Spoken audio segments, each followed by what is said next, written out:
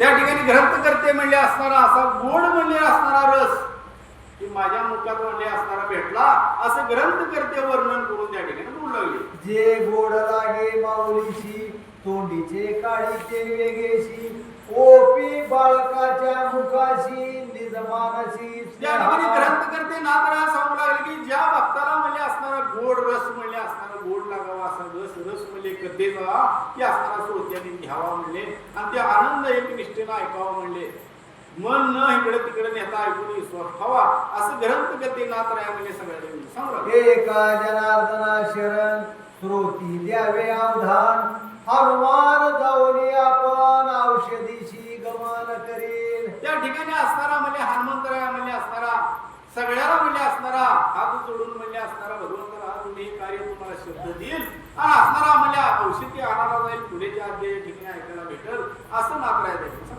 स्वस्ती श्री भावात रामायणे युद्धकांडे एका कार्तिकीया औषध्यर्थ हनुमंत प्रार्थना नाम चतुष्वत्वारी चोध्याया पुंडलिका वंदे हरी विठ्ठल श्री ज्ञानदेव तुकाराम पार्वती पदे हर महादेव सीता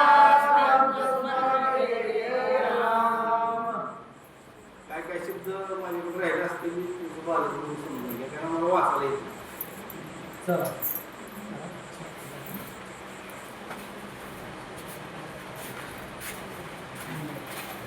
राम कृष्ण हरी ज्ञानेश्वर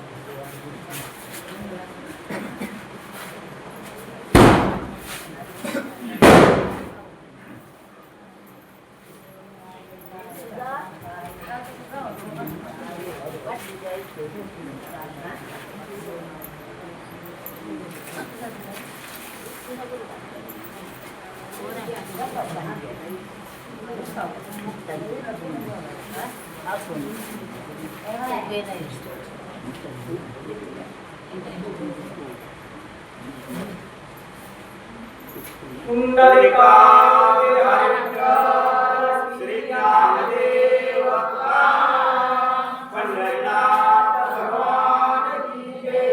माऊली ज्ञानेश्वर महाराज की जय. संत तुकाराम महाराज की जय. अवधूत चिंतन श्री गुरुदेव प्रभो रामचंद्र भगवान की जय. श्री गणेशाय वासी सरस्वती नमः श्री सद्गुरु रामचंद्राय नमः श्री गुरुभ्यो नमः. ऐसे बोलता हनुमंत संतोषला श्री रघुनाथ स्वानंद सुखे जिंगता पाठी थापटी कधीचे. श्री गणेशाला वंदन करून श्री सरस्वती मातेला वंदन करून प्रभू रामचंद्रांना वंदन करून माता पित्याच्या चरणी नतमस्तक होऊन श्रोते मंडळीला वंदन करून ज्यावेळेस हनुमंतराया औषधी आणण्यासाठी तयार झाले आणि तयार झाल्यानंतर प्रभू रामचंद्रांना इतका आनंद झाला की तो आनंद सांगण्या इतकाही नाही. आता पुढे काय म्हणतात ते ऐका. सयची बोले रघुराजा सवेग उठी पवनात्मजा शीघ्र करून यावे काजा बंधू राधा उठवावे. हे हनुमंता उशीर थोडा सुद्धा लावू नकोस. ताबडतोब उठ आणि औषधी घेऊन येतो. माझा बंधुरा जो पडलेला आहे त्याला सावध करण्यासाठी कार्य तू ताबडतोब करावं असं प्रभू रामचंद्र हनुमंताला सांगत आहेत. तुझे चित्ता स्वस्थ असो जीवित अंग प्रत्यांग समजता कपिनाथ निज विजय. हे हनुमंता तुझं जे शरीर आहे ते स्वस्थ राह, कुठे इजा होऊ नये, कुठलाही कार्यात बिघड होऊ नये असा आशीर्वाद मी देत आहे. तुला कुठलेही इजा होणार नाही.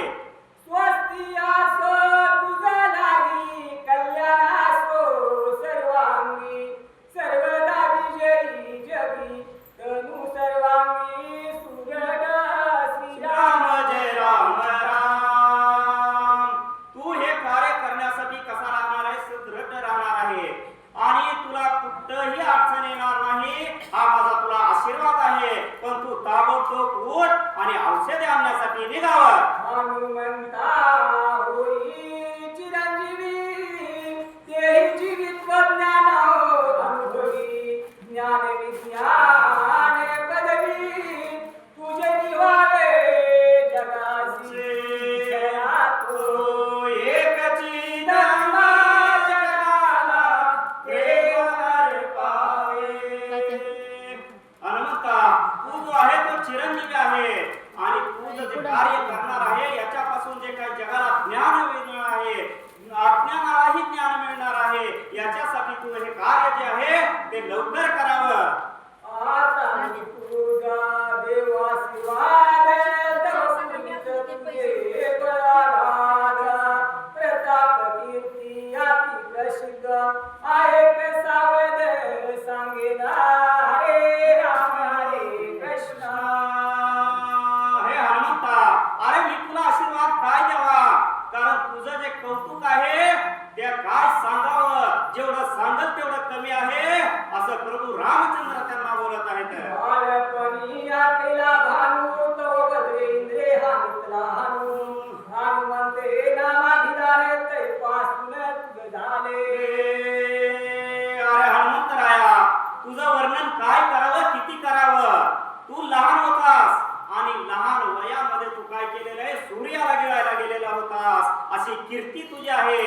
आणि ज्यावेळेस सूर्याच्या जवळ गेला त्यावेळेस इंद्राने तुला ते काही वज्र हाणलं आणि तेव्हापासून तुझं जे काही नाव हनुमंतराय असं पडलेलं आहे. त्या रवीच्या धावण्यासी आले गोपाळे वेगेसी ख्याती लावली तयासी ऐके सावकासी सांगे.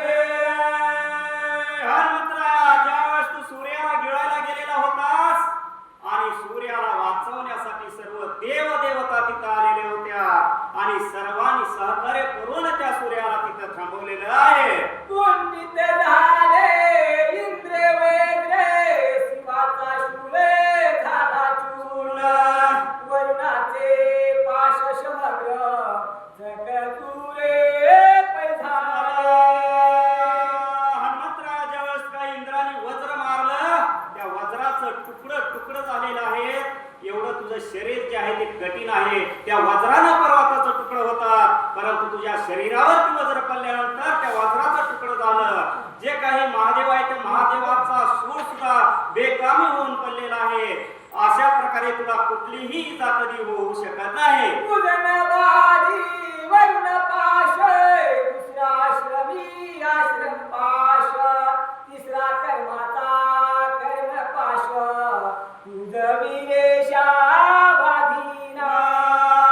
हनुमंतराया, तुला वरुण पासाला काय होत नाही, कर्म पासाला काय होत नाही, कुठलाही असला पास तरी तुझं काहीही होऊ शकत नाही, तुला कुठलीही भीती नाही. असं तुझं जे शरीर आहे ते वज्राप्रमाणे झालेलं आहे. धर्म पाश ज्ञान पाश अहंकाराचा पाश परब्रह्मीचा ब्रह्म पाश तुझ सहसा बाधीना. ब्रह्मपासाला काय होत नाही, कुठल्याही पासाला तुला काहीही बंधन होत नाही, काहीही होत नाही. असं तुझं शरीर जे आहे ते वज्राप्रमाणे बनलेलं आहे. त्यामुळे हनुमंतराया, तुला काय मी आशीर्वाद देऊ, इतकं कठीण तुझं शरीर आहे. तेथे वर्ण पाशा ते किती तुझ बांधावया मारोती यमाची तेथे कोण शक्ती तुझा निश्चिती दंडावया. वरुण पासानं तुला बांधण्याचा प्रयत्न केला तरी त्या पासाला काहीही उपयोग होत नाही आणि यमानं जरी ती शक्ती वापरली तरी ती फेल जाते म्हणून सांगतात. यमनियंता सकल जगा पदाभिमाने लगे बगा दंड घेऊन यावेगा तुझ सवेगा दंडुआला केशवा देवा तुझ्या नामात रे देवा. हे हनुमंतराया, तुला कितीही प्रयत्न केलं, पास टाकलं, काही वज्र टाकलं, कुठलाही उपयोग होत